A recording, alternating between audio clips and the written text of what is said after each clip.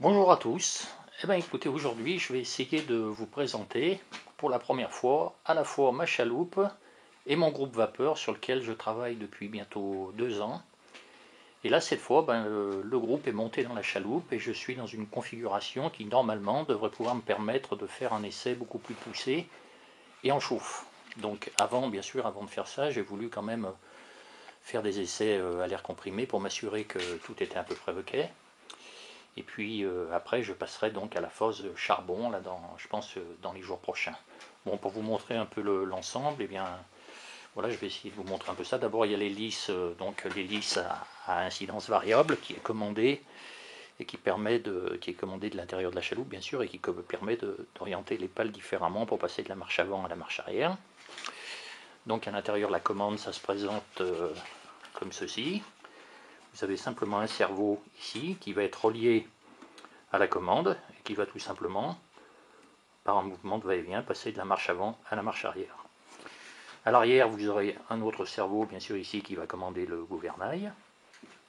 Vous avez encore un autre cerveau ici, qui lui va être destiné à commander un petit système de redémarrage automatique, de manière à recaler toujours le vilebrequin dans une certaine position pour permettre le redémarrage. Alors ça, c'est en théorie, hein, ça marche bien sur la table à l'air comprimé, mais alors à la vapeur, j'ai encore pas fait de test, donc je ne peux pas affirmer que c'est vraiment opérationnel.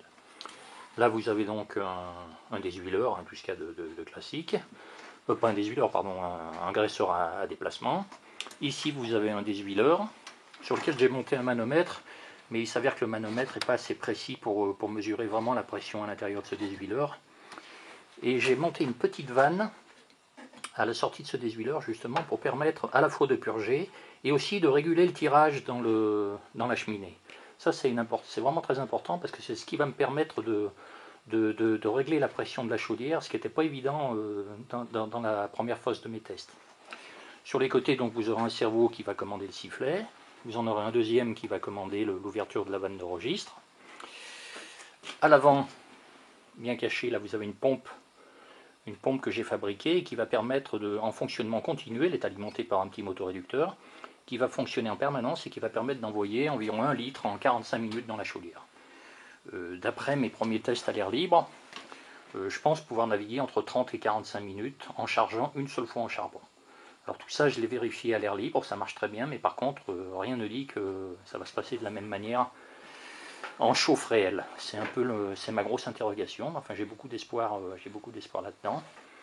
Et ben, écoutez, je vous tiendrai au courant dans l'avenir pour voir si tout ça se confirme.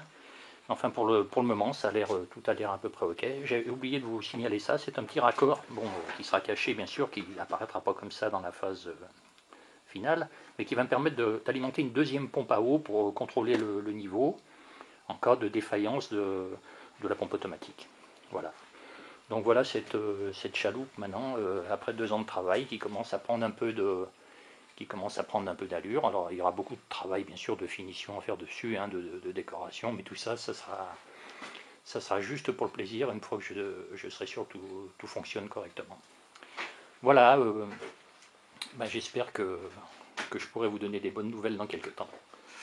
Au revoir à tous.